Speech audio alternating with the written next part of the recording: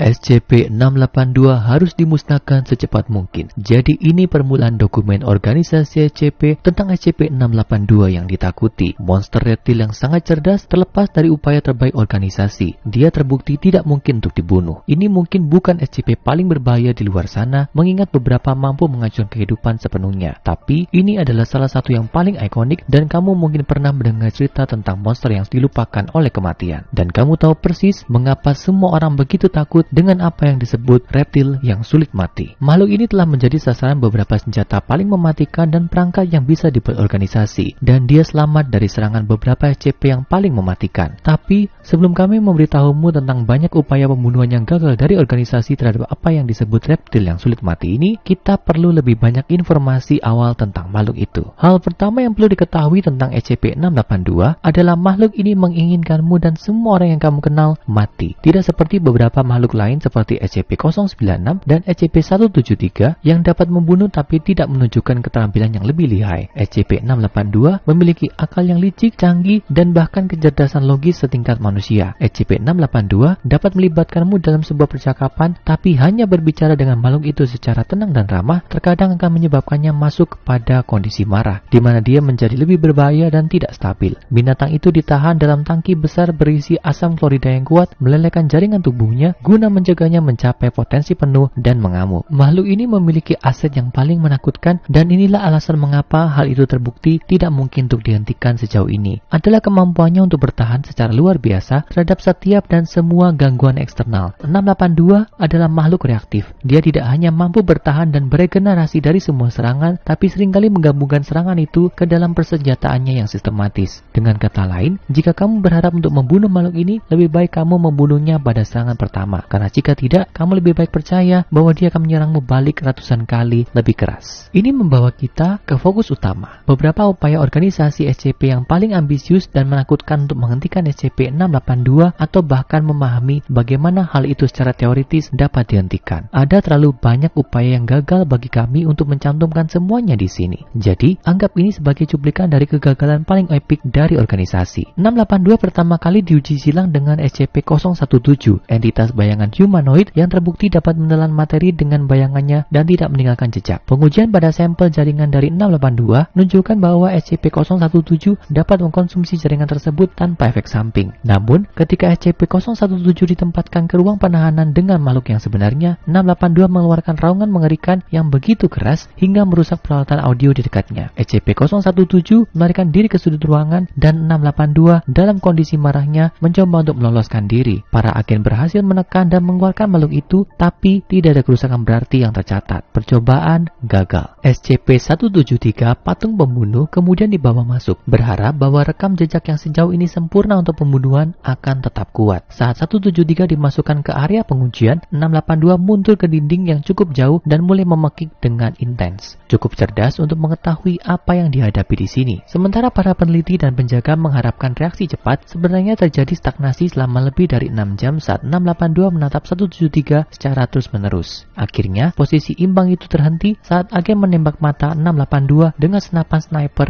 berkaliber tinggi, memberhentikan garis pandang dan menyebabkan 173 menyerang. Meskipun 682 mengalami kerusakan pada beberapa bagian tubuhnya saat matanya beregenerasi, makhluk itu tidak terbunuh. Dia kemudian meregenerasi sejumlah mata di sekujur tubuhnya, ditutupi dengan karapas lapis baja yang jelas dapat membuatnya tahan terhadap peluru. Stagnasi berlanjut selama 12 jam berikutnya saat 682 terus melakukan kontak mata. 173 akhirnya dikeluarkan dari unit penahanan dan misi dibatalkan. Percobaan gagal. Dalam keputusasaan mereka, organisasi SCP terpaksa membawa monster berbahaya dan tampaknya tak terbunuh untuk menghadapi 682. SCP-096 juga dikenal sebagai pria pemalu. Seperti yang sudah diketahui oleh para penggemar SCP yang cerdik, makhluk ini membunuh apapun yang melihat wajahnya, tanpa pengecualian yang diketahui, dan ketika memasuki mode menyerang, makhluk ini dianggap benar-benar tidak dapat dihentikan, atau setidaknya tadinya demikian. Sementara SCP-096 mampu menghancurkan 85% dari massa tubuh asli 682 selama pertempuran 27 jam mereka, dia terluka secara mental dan meringkuk di suatu sudut. Sampai hari ini, jika dihadapkan dengan SCP-682, si pria pemalu bereaksi dengan teror yang nyata. Dia berbalik dan mencakar wajahnya sendiri. Percobaan gagal. Waktu adanya kelolosan tahanan yang mematikan, SCP-682 juga berhadapan langsung dengan SCP ikonik dan kenal lainnya, SCP-106 juga dikenal sebagai pria tua. Pria tua dan anomali psionik yang berubah bentuk dan dikenal sebagai SCP-953 masuk ke sel penahanan 682. Pria tua itu menarik kedua rekan petarung anomali ke dalam dimensi sakunya untuk melanjutkan pertempuran dengan persyaratannya. Namun, meski kehilangan 67% massa tubuhnya selama pertarungan dimensi saku itu, 682 masih menang dan pria tua akhirnya melarikan diri kembali ke selnya. Dan 953 ditangkap lalu dibawa pergi oleh para agen. Sekali lagi, SCP-682 terus mempertahankan gelar. Tapi itu bukan hanya eksperimen uji silang yang disengaja atau sebaliknya. Upaya organisasi SCP untuk membunuh 682 membawa mereka ke sejumlah metode pembunuhan yang lebih konvensional. Semuanya dengan berbagai macam tingkat keberhasilan. Karena SCP-682 memiliki kemampuan adaptif yang tinggi, beberapa metode ditolak sejak awal. Misalnya, meluncurkan rudal termonuklir yang kuat ke makhluk itu ditolak mentah-mentah oleh Dewan O5 dengan alasan bahwa jika makhluk itu tidak dihancurkan dan berevolusi ke titik di mana dia dapat selamat dari nuklir, umat manusia akan mati. Gagasan lain ditolak hanya karena terlalu konyol, seperti saran salah satu peneliti untuk menerbangkan makhluk itu dan menjatuhkannya dari ketinggian, berharap untuk membunuhnya dengan benturan dari ketinggian. Saya bahkan tidak yakin kami perlu memberitahumu mengapa itu ide yang buruk. Tapi selama percobaan pada SCP-682, penelitian dilakukan dari yang jujur hingga tidak kompeten sampai kejahatan nyata. Seorang peneliti tamu mengumpankan 2 anak kecil yang tidak bersalah kepada makhluk itu hanya untuk melihat apa yang akan terjadi. Dia kemudian diumpankan ke makhluk itu karena tingkah lakunya yang sadis yang dianggap menodai perilaku profesionalnya. Bagaimanapun, organisasi hanyalah bersikap dingin, bukan kejam. Hanya SCP-682 yang memiliki monopoli atas kekejaman. Agen Memetic Kill benar-benar gagal. Mereka berusaha untuk memotong 682 dengan laser yang kuat hanya untuk makhluk itu, lalu membuat sebuah permukaan reflektif yang memantulkan balik laser sehingga menyebabkan kerusakan dahsyat di sekitarnya. Mereka berusaha membunuh makhluk itu dengan menyedot semua udara keluar dari fasilitas penahanannya dan menciptakan ruang hampa. Tapi ia mengeluarkan senyawa gas berbahaya yang bereaksi ekstrim dan meledak ketika udara sekali lagi dimasukkan ke dalam ruangan. Organisasi menggunakan pisau berpresisi tinggi untuk memotong SCP-682 menjadi sekitar 12.000 bagian lalu memisahkannya. Tidak mengherankan juga bahwa pada titik ini upaya itu juga gagal. 12.000 bagian itu bereformasi beberapa saat kemudian yang lalu menjadi mesin pembunuh yang beroperasi penuh yang kita semua kenal dan takuti. Dalam satu pertunjukan kecerdasan dan kemampuannya beradaptasinya yang sangat menakutkan, organisasi berusaha membunuh 682 dengan panas yang ekstrim. Tapi dia melindungi dirinya sendiri dengan mengembangkan karapas sekunder yang terbuat dari helium padat. Ketika para anggota memasuki ruangan setelah upaya yang gagal pada makhluk itu, dia menghancurkan karapas heliumnya menjadi pecahan mematikan yang ditembakkan di sekitar ruangan dan mencabik-cabik semua anggota organisasi yang ada di situ. Hal itu menjadi jebakan dan jebakan itu sangat sukses. Kemampuan makhluk itu untuk beradaptasi dengan segala serangan yang tampaknya tak tertandingi sampai pada titik di mana staf organisasi tidak tahu bagaimana mengklasifikasikan makhluk ini. Apakah dia organik, anorganik, atau bahkan makhluk hidup berdasarkan definisi dari yang dapat kami pahami. Di setiap kesempatan, makhluk itu hanya membuat lebih banyak pertanyaan. Apakah makhluk itu? Apakah mungkin untuk menghancurkannya sama sekali dengan cara apapun? Siapa yang mencoba membunuh siapa di sini? Karena sepertinya SCP-682 memiliki rasio KD yang bagus sekarang. Prestasi uji silang yang lebih ekstrim berlanjut dalam keputusasaan organisasi yang semakin meningkat untuk melenyapkan monster ini. SCP-162 yang merupakan bola hipnotis dari benda tajam, kail, dan tali pancing tegangan tinggi dimasukkan ke sel penahanan 682. Kait-kait tersebut menempel pada makhluk itu dan merobek sebagian besar tubuhnya, termasuk seluruh rahang bawah dan salah satu anggota tubuhnya. Namun, 682 masih mampu membobol penahanan, membunuh 11 orang, dan melukai 86 lainnya. Dia meregenerasi luka parahnya dalam waktu singkat. Binatang itu bahkan dibawa ke wilayah penjaga gerbang, salah satu proposal untuk SCP-001. Sang penjaga memiliki pedang menyala yang lebih panas dari matahari dan mampu menghancurkan targetnya sampai pada tingkat atom. Secara alami, SCP-682 selamat dan beregenerasi. Mungkin tes silang yang paling menarik dari semuanya adalah antara 682 dan SCP-053 yang berwujud sebagai gadis kecil yang baik hati dan polos dengan kondisi yang tidak menguntungkan yang menyebabkan kecenderungan membunuh pada semua orang yang melakukan kontak dengannya selama lebih dari 10 menit. Orang-orang dengan kecenderungan ini kemudian akan mencoba untuk melukai gadis itu, tapi akan segera mati tak lama kemudian meninggalkan gadis itu dalam keadaan utuh. Para peneliti yang hadir mengantisipasi 2 kemungkinan hasil di sini. Hasil optimis di mana 682 memasuki kondisi marah menyerang 053 dan mati untuk selamanya. Dan hasil realistis 682 menyerang 053 kemungkinan dia hanya mengalami luka ringan penahanan atau tidak sama sekali dan 053 harus dikeluarkan dari sel penahanan. Tapi hal itu tidak terjadi. Apa yang terjadi jauh lebih mengejutkan daripada kekerasan apapun. Ketika 053 memasuki ruang penahanan 682, monster itu menjadi jinak. Para peneliti dan staf tercengang dan menyaksikan dengan takjub saat 053 mendekati monster yang mengerikan, abadi, makhluk pembunuh massal, dan mulai bermain dengannya. 682 bahkan mengizinkan 053 menggambar di wajahnya dengan krayon. Para peneliti mengira mereka pasti sedang bermimpi melihat hal yang tidak masuk akal ini. 053 bahkan tampaknya memiliki rasa sayang untuk makhluk yang tidak dapat dibunuh ini. Itu adalah satu tindakan yang bertentangan dengan semua yang mereka pikir mereka ketahui. Ketika anggota organisasi memasuki sel penahanan untuk memisahkan keduanya, 682 menjadi balistik dan membunuh banyak anggota. 053 juga menangis, sedih karena dipisahkan dari teman barunya. Hingga hari ini, meskipun telah diuji lebih lanjut, organisasi tidak mengetahui bagaimana atau mengapa hal ini terjadi. Seperti banyak detail seputar SCP-682, hal itu diselimuti misteri yang sangat membuat frustasi. Dan kisah SCP-682 terus berlanjut. Terlepas dari upaya terbaik organisasi, monster itu terus menerobos penahanan dan membantai secara berkala, menunjukkan kebencian yang tampaknya tak terbatas tidak hanya untuk manusia, tapi apapun yang bernafas. Tidak ada yang tahu persis dari mana makhluk itu berasal, apa sifat aslinya, atau mengapa dia mampu untuk beradaptasi dan beregenerasi jauh melebihi organisme yang dikenal di planet ini. Mungkin suatu hari melalui penelitian yang cukup dan pengujian silang, kita dapat menjawab pertanyaan-pertanyaan ini dengan ketelitian ilmiah. Tapi, sampai saat itu, kita hanya memiliki satu jawaban: kebencian tidak pernah mati.